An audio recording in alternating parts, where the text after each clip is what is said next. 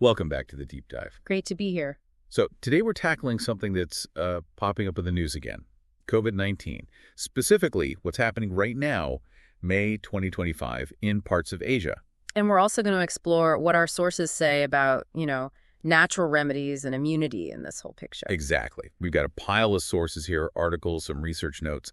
The mission is to sift through it, pull out the key bits on what's going on and what the studies actually suggest about natural options. Yeah, trying to give you the clear takeaways without getting lost in the weeds. We want to get you the important points fast. Okay, so let's dive right in. The trigger for this is reports of COVID cases ticking up in parts of Asia. What are our sources actually telling us is happening right now, say Singapore, Hong Kong, Thailand? Okay, so the reports are quite specific. In Hong Kong, for example, they're seeing the highest test positivity rate in over a year. Wow, okay. Yeah, and they reported 31 severe cases in one recent week. That's a 12-month peak for them. Plus, wastewater data is showing more virus around. And that has real effects, right? I saw something about a concert. Exactly. Yeah, the singer Eason Chan had to cancel, so it's noticeable. And authorities there are sort of thinking these active cycles might happen every maybe 6 to 9 months. Okay, and Singapore? Singapore also saw a pretty significant jump. The sources say cases went up sharply in the week ending May 3rd from about 11,100 to 14,200. That's a noticeable increase. Hospital numbers. Those went up too. Average daily hospitalizations rose from 102 to 133.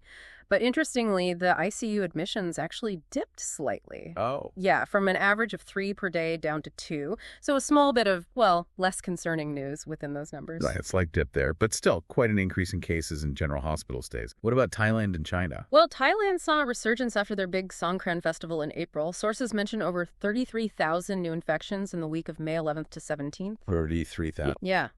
And a big chunk, over 6,000, were in Bangkok. Then in China, reports from early May indicated that positive test rates in hospitals had more than doubled over the previous 5 weeks. Okay, so definitely seeing upticks across several places. What are the sources saying is driving this? Are we talking new variants? Reasons? Yeah, the increase is being linked mostly to new subvariants of the JN.1 strain. Remember JN.1? Part of the Omicron family? Right. Omicron keeps evolving. Exactly. So in Singapore specifically, they're seeing descendants LF.7 and NB.1.8 dominating, making up over 2/3 of cases. Okay. And Thailand's also dealing with the XCC variant, which is another Omicron offshoot. And the why? Why now?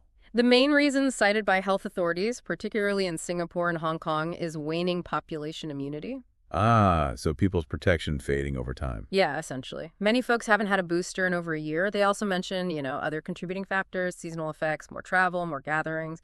Makes sense, especially with the festival in Thailand. Okay, so you hear these numbers, cases jumping up in Singapore, Thailand.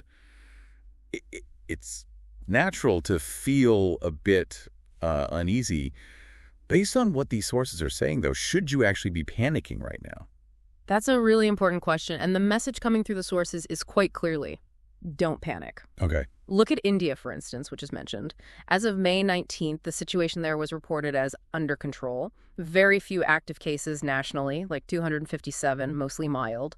No reports of unusual severity or deaths. Their official reviews concluded things are stable, they have good surveillance systems in place. That's reassuring. What about Singapore, where cases did jump? This is key. Even with that increase, Singapore's health authorities reported no indication that the current variants are more transmissible or cause worse disease than earlier ones. So more cases, but not necessarily nastier cases. Exactly. Expert opinions cited in the material suggest that, new variants will keep popping up. That's expected. But the real focus should be on watching for, abnormal symptoms or signs of severe disease. And those haven't significantly increased, even with, over 11,000 cases a week reported in Singapore at one point. That's a critical distinction, isn't it? High numbers don't automatically mean high severity. Precisely. The thinking presented is that the immune memory most people have, whether from being infected before or from vaccines, is likely acting as a sort of natural booster. It helps prevent severe illness unless some radically different variant appears, which they see as unlikely right now. So vigilance, yes. Monitoring, yes. But panic? The message is no.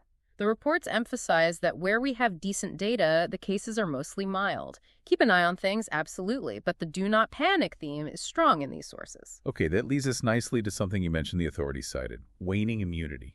Seems pretty central. Let's just quickly touch on why immunity is so important here. Well, it's fundamental, isn't it? Immunity is basically our body's defense system against infections. And the fact that waning immunity is being pointed to as a key factor in these surges in Asia just highlights how crucial maintaining that immune readiness is, especially with viruses like this becoming endemic. Right. So given that focus on immunity, and we all remember the huge interest during the pandemic, what do these sources actually say about the natural remedies people turn to? Things to support immune health. Yeah, that was a massive topic, and the sources acknowledge this. They point out that traditional medicine systems, particularly Ayurveda and Siddha in India, have centuries of history using plants for health and boosting immunity. And during the pandemic. Huge interest, widespread use.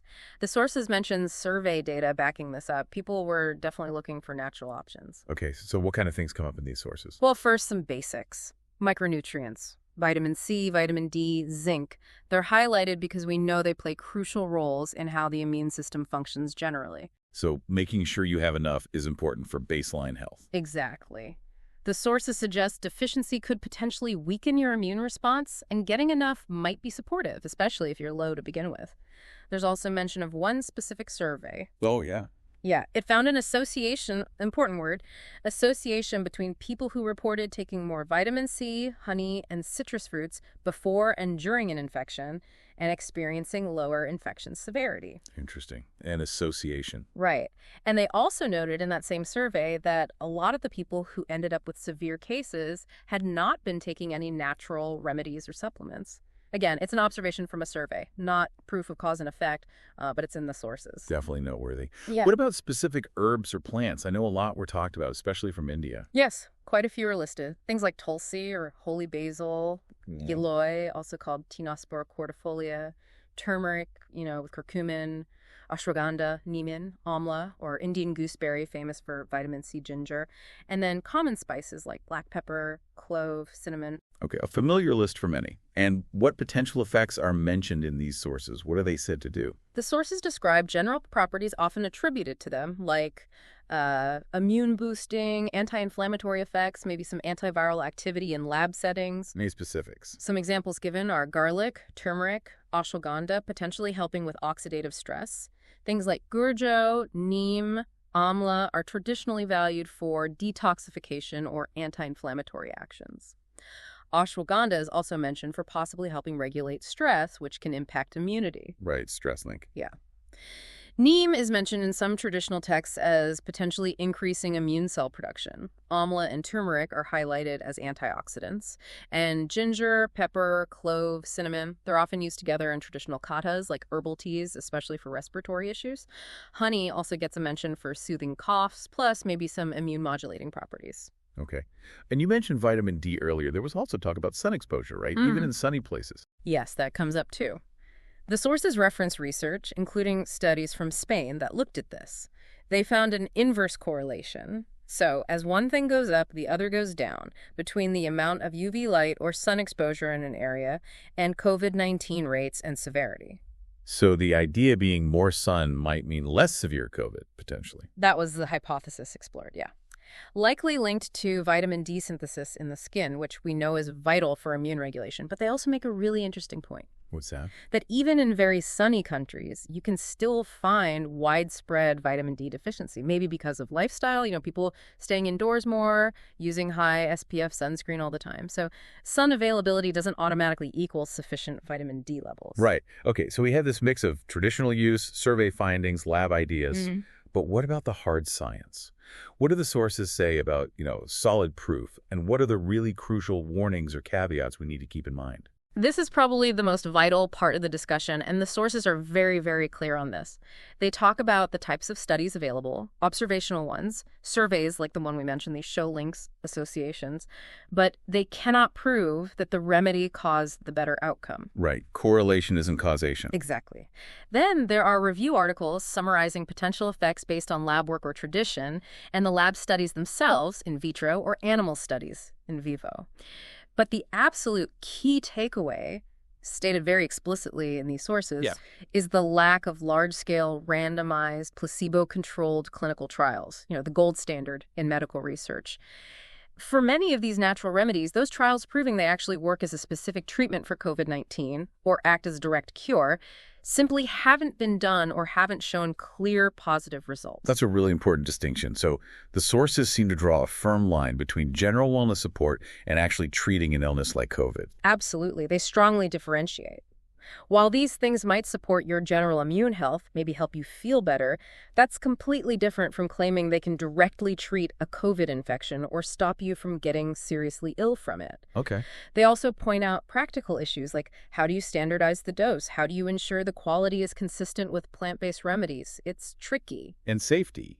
Can they interact with other things? Critically important point they raise. Yes, even natural things can have side effects. And, crucially, they can interact in potentially harmful ways with conventional medicines you might already be taking. So what's the bottom line advice from these sources then?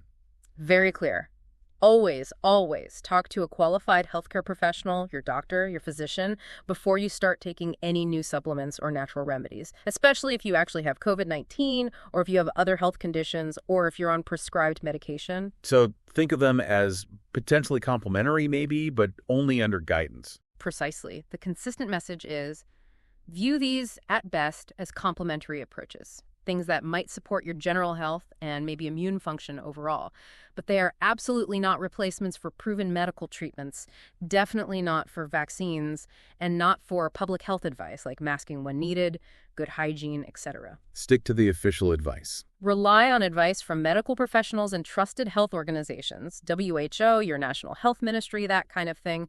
That's the strong guidance. And even for the vitamin D sun exposure thing. Same caveats apply. Correlation isn't proof. Vitamin D is important for immune health overall, sure, but it's not a COVID cure. And too much sun has its own risks, right? Skin cancer. So maintain healthy levels safely, use diet, maybe supplements if your doctor advises it. Professional guidance is key across the board. Okay. So wrapping this up, we've looked at the current COVID situation updates from parts of Asia, touched on why immunity, especially waning immunity, is relevant. And we've really dug into what these specific sources say about natural remedies, the traditional uses, the potential, but also, very importantly, the scientific limitations and the need for caution and professional advice. It really does show how tricky navigating health info can be, doesn't it? You've got current news, centuries-old traditions, and then the rigorous process of scientific proof, all mixing together. Absolutely. It's complex terrain. So, thinking about a final takeaway for you, the listener, what does this all suggest? Well, maybe consider this.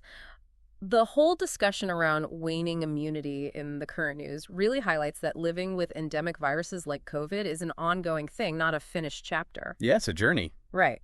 And seeing the interest in traditional remedies, as reflected in our sources, alongside the scientific scrutiny, it raises a broader question, doesn't it? Which is, how can we best and most wisely integrate different kinds of health knowledge? You know, traditional wisdom, personal experience, and rigorous scientific evidence, especially when facing evolving health challenges.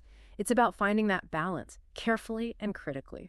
a really important question to ponder. Thank you for joining us on this deep dive. We hope breaking down these sources helps you make sense of the current picture and the conversation around natural approaches. And remember, for your own health choices, always prioritize advice from your qualified healthcare providers. Absolutely. Thanks for listening.